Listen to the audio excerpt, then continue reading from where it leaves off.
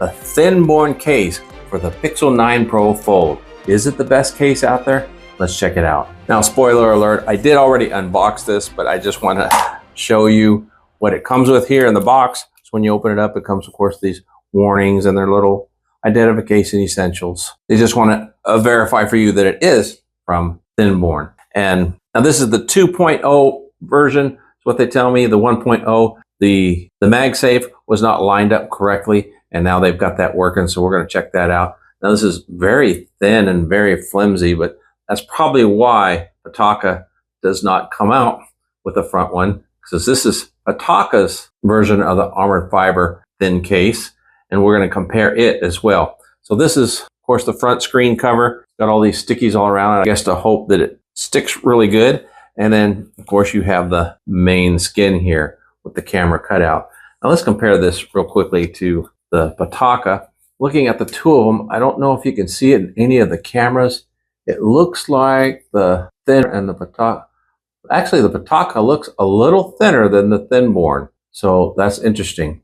And then, of course, you've got the cutout for the camera. They're very similar with the added lip to protect the camera. And as far as going down to the sides, pretty much the same. That looks like the Thinborne cutout is a little larger than what you get on the Pitaka. We'll check that out in a moment to see how that feels. Now, let's look at the inside. These two cases, I'll put them side by side here. And then, of course, you got the Thinborne front piece. Now, looking at these, how similar are they? Well, it looks like the Thinborne, the problem with most of these cases is they put the MagSafe ring too high on these cases so that they don't connect with the Pixel 9 Pro Fold, because we know that the Pixel 9 Pro Fold, its actual charging ring for wireless charging is lower than your standard phone, which in my opinion is a real big issue that Google created, because now this thing will not work on your standard charger without putting a lift on it to lift it up so you can charge. And so when you lower those rings on these things, that doesn't help that issue. But you would expect that if it's going to lower the ring and it's going to line up to the charging coils on the Pixel 9 Pro Fold, then it will charge on something like a MagSafe charger. And we're going to test that out here in just a moment. So with the Pixel 9 Pro Fold, I'm going to go ahead and slap the back piece on here. I'm not going to put the front piece, well, why not? I can put the front piece on there as well. I'm just not going to take the stickers off quite yet. I'm not sure if I am going to keep this one. How does that fit? Fits pretty snug, and I think with the stickers, it would stay there pretty well.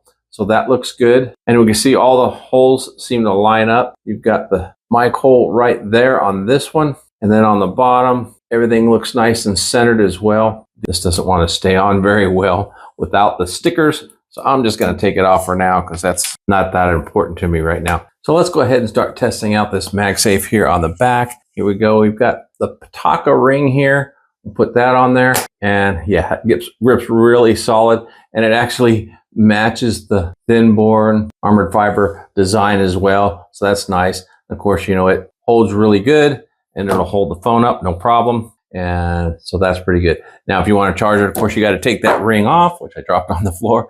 And then you take your charger and you just pop it on there, see if it will charge. And here we go. And you can see it's switching off and on. It's not staying charged. Come on, let's go ahead and get green and give me some numbers. There we go. It's showing really low charging and it's cutting off. It does not want to continue charging, keeps going in and out of charging, which is very similar to the results that I get with the Pitaka if you saw any of my other videos. So that's very discouraging that it's not working to charge on their 2.0 MagSafe case. And I have more than one of these chargers. I did try it on some of the other chargers and I got the same results. In order to use the MagSafe charging on this, you have to put it on something like maybe the stand here and let it sit for it to charge. Now it'll probably start showing some charging, but of course the stand is a lower amp charger than what you get on the MagSafe up here. But as you can see, it's charging fairly decently on the pad if you line it up. But just remember that it's somewhere around 1400 milliamps, close to 1500 charging. Now let's go ahead and swap out cases. I'm going to put the MagSafe from Pitaka on there and let's see if there's a difference. Okay, now here's the MagSafe from Pitaka on there. Let's go ahead and put it on the charger as well. It actually grabbed a lot quicker, a lot easier than the Thinborne. And as you can see here, it's struggling just like the Thinborne is, but all of a sudden it's charging. So, and if you watch one of my other videos, you can check it out here. When I did try this out on this, I left it overnight, even though it kept cutting off and on, off and on. And by morning, it was fully charged. So even though it does cut off and on at times, it still charges on Pitaka's case on the actual charger up above. Now let's go ahead and we'll lay it down here just like we did with the Thinborne.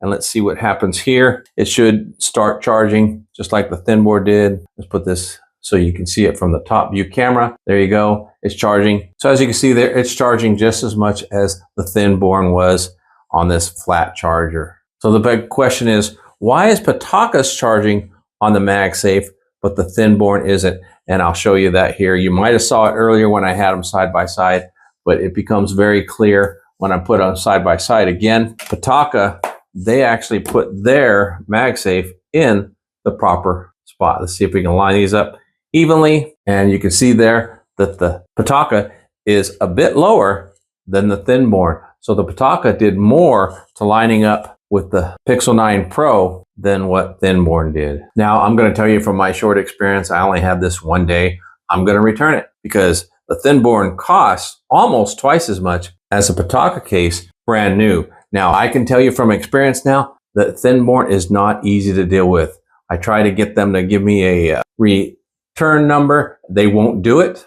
They give you a return address. They say you have to return it with a proof of purchase, and you have to explain why you're returning it, and then they'll refund you once they receive it. So I have to pay shipping on the return, even though this did not meet their advertised expectations. So I'm really disappointed in Thinborne. So this is normally $99, where this is $59. Now with the $99, you do get this added piece that sits on the front, but Pitaka chose not to make a cover. So you're paying an additional $40 for this piece. Not worth it in this reviewer's opinion. So my advice is don't get taken by Thinborne. Now, neither one of these companies paid me for reviews or anything like that. So all this is coming from me directly and an honest review. And for me, if I want the front case protection on my Pixel 9 Pro Fold, I'll just use one of my black ones that I have that fits on there fine. And I have additional tape that will tape it on there, but I'm kind of liking it without it because with this thing, you get an additional bump right here on this, if you could see, because it does protrude out a little bit. It gives you a place to grip the phone and open it. You know, it's just the small things that make life a little easier. So I give it Pitaka as the win. I do recommend Pitaka if you want one of those armored cases that actually does charge on a MagSafe. If you have any questions about either one of these cases, let me know down in the comments and I'd be happy to answer those. Or if you have experience with either one of these cases, also share that with others down in the comments. Let us know how you've experienced the two cases. Maybe somebody out there has a different MagSafe charger that works with the Thinborne. I do want to know. And of course, while you're down there, make sure you smash that like button because it really does help out the channel. And if you haven't already, make sure to subscribe so you don't miss out on more news, tips, and tricks from good old tech. And of course, make sure to check us out on all the social medias so you can keep up to date with everything that's going on. Until next time, God bless.